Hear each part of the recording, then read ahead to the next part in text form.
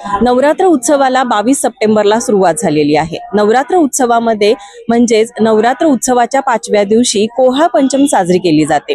कोल्हापुरात स्थित असलेल्या त्र्यंबोली मंदिरात ही कोहाळ पंचमी साजरी केली जाते। नवरात्र उत्सव म्हणजे स्त्री शक्तीचा आदर करण्याचा आणि आदिशक्तींना नमन करण्याचा दिवस असतो आणि याच दिवसांमध्ये अनेक गोष्टी घडत असतात आणि या नवरात्र उत्सवामध्ये ही कोहाळ पंचमी कशा पद्धतीने साजरी केली जाते, त्याचं शास्त्र काय आहे आणि त्याचं महात्म्य काय आहे हे आज आपण जाणून घेणार आहोत। आणि आज आपल्या बरोबर आहेत त्र्यंबोली मंदिरातील गुरुजी। नमस्कार।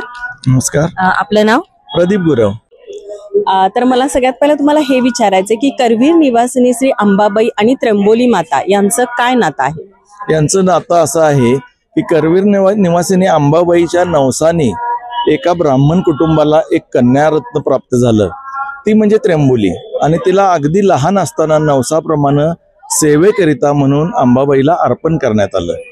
तिनं आपल्या कला कौशल्यानं अगदी लहानपणापासून मंदिर साफसफाई, सडा संमार्जन ही छोटी छोटी कामं करायला सुरुवात केली।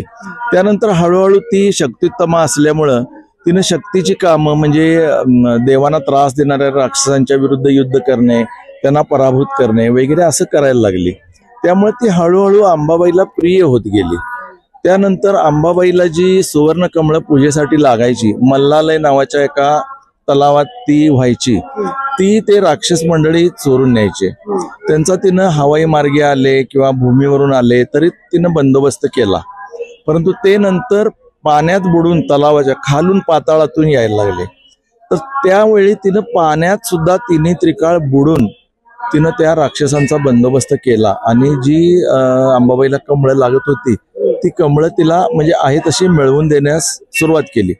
त्यामुळे ती थोडी जास्त प्रिय झाली आणि तिन्ही त्रिकाळ पाण्यामध्ये बुडून राहू शकणारी म्हणून तिचं नाव म्हणजे तिन्ही त्रिकाळ आणि अंबू म्हणजे पाणी म्हणून तिचं नामकरण त्र्यंबोली असं केलं।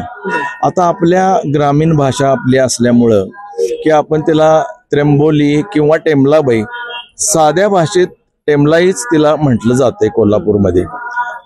तर अशा प्रकारे ती तिची म्हणजे पहिल्यापासून ही दासी आहे।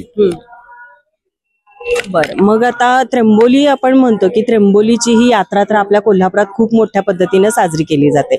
आता शारदीय नवरात्र उत्सवामध्ये इथं कोहळा पश्चिम म्हणजे कोहळा पंचमी साजरी केली जाते, ती कशा पद्धतीने साजरी होते? अंबाबाईनं ज्यावेळी कोल्हासूर राक्षसाचा वध केला त्यावेळेला कोल्हासूर हा म्हणजे तपश्चर्या करून पुष्कळ बळ आणि पुष्कळ वर मिळवलेला एक राक्षस होता। त्याला मारणं तेवढं सोपं नव्हतं कारण त्याचं शरीर अभेद्य होतं।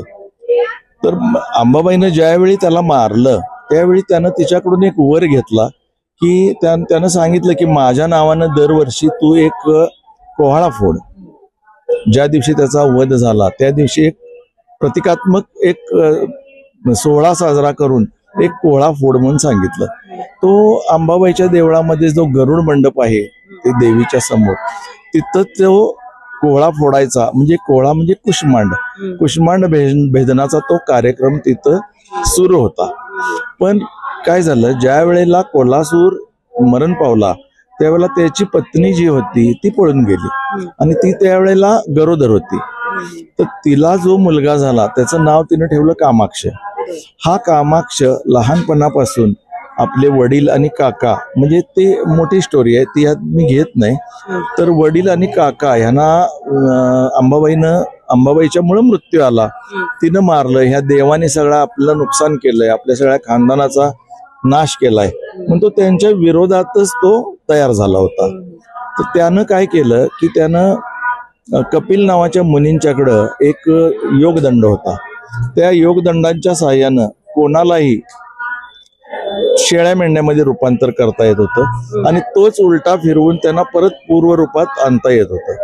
तर त्या कामाक्षानं आणि त्याच्या बहिणीनं कपिल मुनींच्याकडून सेवा त्यांची करून त्यांना प्रसन्न करून घेतलं आणि तो योगदंड मागून घेतला। त्या योगदंडाच्या साहाय्यानं एका विशिष्ट क्षणी त्यानं सगळ्या देवांना त्या योगदंडाच्या साहाय्यानं शेळ्या मेंढ्यामध्ये रूपांतर केलं आणि तो या क्षेत्रात ती पाळायला लागला। तर तो पाळताना जे त्यांचं दूध काढायचा, दही लावायचा, ताक करायचा, त्या सगळ्या ह्याची अजूनही खुणा आपल्याकडे आहेत. दूध साठवायची जागा आपल्याकडे दुधाळी म्हणजे दुग्ध तीर्थ, ताक साठवायची जागा म्हणजे टाकाळा तलाव अजून आहे आपल्या इथं, म्हणजे तक्रतीर्थ, या सगळ्या ठिकाणी तो ते करायला लागला. तर त्यावेळी त्र्यंबोली ही म्हणजे त्या सेरेमनी करता, सोहळ्या करता साहित्य आणायला बाहेर गेलेली असल्यामुळं ती यामध्ये आली नव्हती आणि ती एकटीच वाचली होती.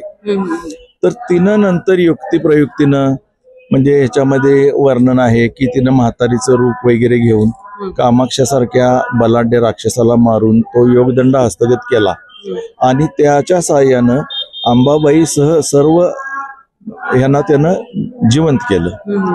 ते जिवंत केल्यानंतर ज्यावेळी परत पुन्हा हा कुष्मांड भेदनाच्या कार्यक्रमाची वेळ आली त्यावेळेला सगळ्यांना जी आमंत्रणं जायची त्यामध्ये कोणाच्या तरी चुकीनं त्र्यंबोलीला ते आमंत्रण पाठवायला विसरले. कार्यक्रमाच्या वेळी बघितलं तर लक्षात आलं की त्र्यंबोली कुठं दिसत नाही. त्या अंबाबाईने विचारलं, त्र्यंबोली दिसत नाही. मग तिला आमंत्रण द्यायचं राहिलं, त्यामुळं ती आली नाही. तर तोपर्यंत तिला तो राग आला होता की मी ह्या सगळ्या त्रासातून वाचवलं. शेळ्या मेंढ्या म्हणून राहत होते देव, ते सगळे मी पूर्व रूपात आणले आणि मला विसरलं, म्हणून ती रागाने रुसून तिथून इकडं माळावर येऊन बसली आणि करवीर क्षेत्राकडे म्हणजे पर्यायाने अंबाबाईकडे ती पाठ करून इथं बसली. मग हे कळाल्यावर आणि दूत पाठवून दूतांना सुद्धा तिनं काय येणार नाही म्हणून सांगितल्यामुळं की स्वतः लवाजमा घेऊन अंबाबाई इथं आली आणि इथं येऊन तिनं अगदी तिची चांगल्या शब्दात तिचा रुसवा काढून तिला परत आपलंसं केलं. त्यानंतर तिनं बरेच वर दिले, म्हणून तिला वरप्राप्त देवी असं पण म्हणतो आपण. आणि ती प्रामुख्यानं शक्तियुक्तमा असल्यामुळं तिच्याकडं लोकांचं रक्षण करण्याचे, लोकांचे कल्याण करण्याचे हे कामं तिच्याकडे सोपवली आणि ती ते करते. आणि कुष्मांड भेदनाचा जो कार्यक्रम आहे तो त्याची अशी एक समज आहे की त्यावेळी सगळे देव हे लवाजम्यासह अंबाबाई सोबत आलेले असतात आणि त्यांच्या समोर इथं हा कुष्मांड भेदनाचा कार्यक्रम होतो. शास्त्राप्रमाणे अंबाबाईनं कुष्मांड भेदन करण्यापूर्वी कुमारिकेचं रूप धारण केलं असा उल्लेख आहे करवीर महात्म्यामध्ये. त्यामुळे इथं कुमारिका असते, कुमारिकेचं पूजन केलं जातं आणि राजा हे विष्णूचं रूप असल्यामुळं छत्रपतींच्या हस्ते किंवा त्यांच्या घराण्यातल्या इतर कोणाच्या तरी हस्ते कुष्मांड भेदन केलं जातं. म्हणजे एकूणच कुमारिकेच्या हस्ते हे जे कोहळा पंचम असते ती साजरी केली जाते. हा, असंही म्हणता येईल की कुमारिकेच्या हस्ते, कारण कुमारिका म्हणजेच त्यावेळी महालक्ष्मीचं एक रूप आहे, एक अवतार आहे. आणि आता हल्ली काय झालेलं आहे की ह्या कुष्मांड भेदनाचा उल्लेख शेकडो वर्षापूर्वीच्या करवीर महात्म्यामध्ये सुद्धा आहे. हल्लीच्या दिवसात एक अशी प्रथा म्हणजे अफवा म्हणा असं एक झालेली आहे की कोहळ्याचा तुकडा, तो कुष्मांड म्हणजे कोहळा फोडला की तो नेला थोडा घरी की आपलं काहीतरी कल्याण होईल किंवा आपल्याला खूप काहीतरी चांगलं मिळेल. त्या ह्यानं लोक खूप म्हणजे त्यामध्ये घुसखोरी करून तो मिळवण्याचा प्रयत्न करतात. त्याच्यामध्ये दुखापत होण्याची किंवा प्रसंगी एखाद्याच्या जीवितास धोका होण्याची पण शक्यता वाटते. पण असा कुठंही उल्लेख नाही आहे किंवा आजपर्यंत ज्यांनी तो एवढा दंग्यात किंवा गर्दीत घुसून मिळवणार त्यांना पण असं काय मोठा काय झाल्याचा कुठलाच रिझल्ट नाही आहे. त्यामुळे आम्ही नेहमी आवाहन करतो की कुष्मांड भेदन हा कार्यक्रम म्हणजे एका दुष्ट राक्षसाला मारण्याचा सोहळा आहे, प्रतिकात्मक सोहळा आहे तो. त्यामुळं त्याच्या ते तुकडा वगैरे मिळवण्याच्या माग लागू नये असं आम्ही एक आवाहन करतोय आणि आपल्या मार्फत पण मी लोकांना तेच आवाहन करतोय. आता कुवारणी जे तुम्ही म्हटला तर ती कुवारणी दरवर्षी वेगवेगळी घेतली जाते आणि तिच्या हस्ते ते पूजन केलं जातं का? आमच्या ज्यांच्याकडे ह्या टेमलाईची पूजा अर्चा आहे अशी 7 घराणे आहेत. त्यातल्या एका घराण्याकडे तो मान म्हणा किंवा जबाबदारी ती आहे, तर त्यांच्याकडेच असतो. मग त्यांच्या घराण्यामध्ये जर कुमारिका नसेल तर आमच्या दुसऱ्या बाकीच्या कुठल्या तरी घराण्यातील कुमारिका आणून तिचं पूजन करून तिच्या हस्ते हे केलं जातं. त्र्यंबोली माता ही कुवारिनी आहे का? हो, त्र्यंबोली माता ही कुमारिकाच आहे. मग आता ह्या जो कोहळा पंचमी साजरा केला जातो तो त्यावेळेला म्हणजे त्र्यंबोली मातेची पूजा कशा पद्धतीनं असते? त्र्यंबोली मातेची पूजा, त्र्यंबोली माता ही जन्मतः चतुर्भुज होती.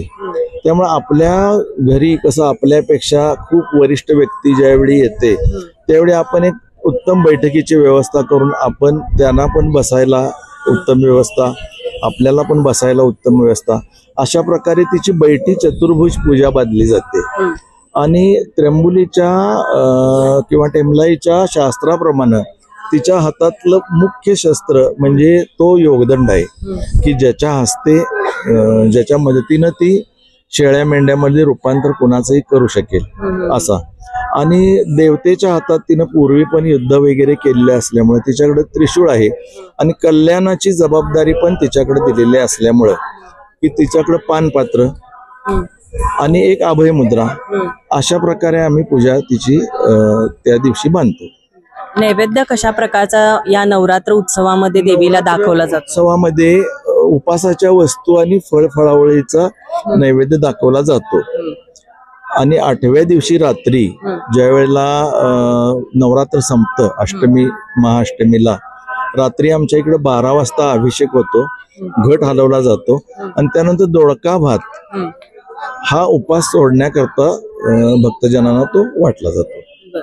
त्यानंतर बाकीच्या लोकांच्या करता, कारण तो रात्री असल्यामुळं पूर्वी हे शहराच्या बाहेरचं ठिकाण असल्यामुळं इथं लोक खूप कमी यायचे.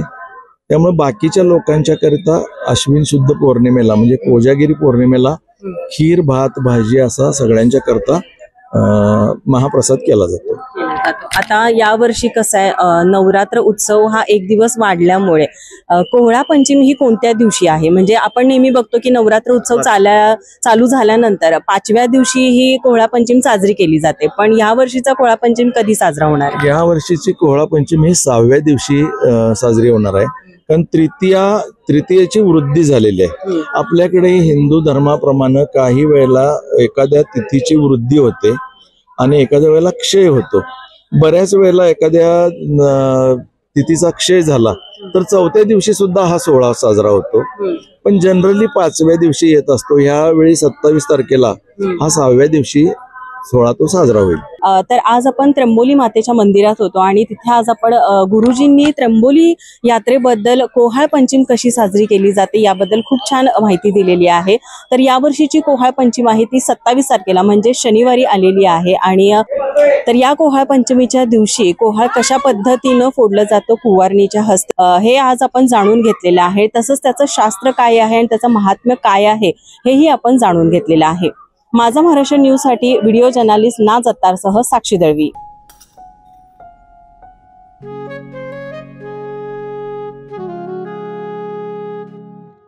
बाबा आज येताना बासुंदी घेऊन या ना. अगं कालच आपण आईचा वाढदिवस होता म्हणून आणली होती ना. ऐकलं, गोकुळची बासुंदी पुन्हा खावीशी वाटतेय. खरं सांगू, मलाही खावीशी वाटतेय. पुन्हा पुन्हा खावीशी वाटणारी गोकुळ बासुंदी.